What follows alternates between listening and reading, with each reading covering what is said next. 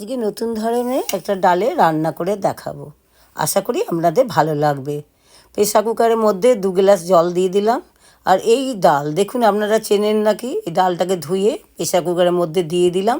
কিছু সবজি দেবো, শীতের সবজি, আলু, বেগুন, কাঁচা লঙ্কা, ক্যাপসিকাম, বিনস আর মূলো। এইভাবে লম্বা লম্বা করে দিয়ে দিলাম, দিয়ে আমি ঢাকা দিয়ে দিলাম। প্রেসার কুকারে 2টো সিটি মেরে আমি দেখে নিই কড়াইটা সেদ্ধ হয়েছে নাকি।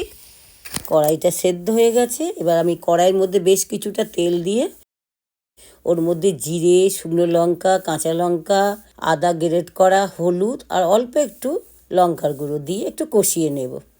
কষানো হয়ে গেলে ওই ডালটাকে আমি ঢেলে দিলাম। ঢেলে দিয়ে বেশ কিছুক্ষণ নেড়ে চেড়ে ওর মধ্যে নুন দিয়ে দিতে হবে পরিমাণ মতন, আর অল্প একটু চিনি আর ধনেপাতা দিয়ে দিলাম কিছু। দিয়ে আমি প্রেসার কুকারটা ধুয়ে জলটা একটু দিয়ে দিলাম।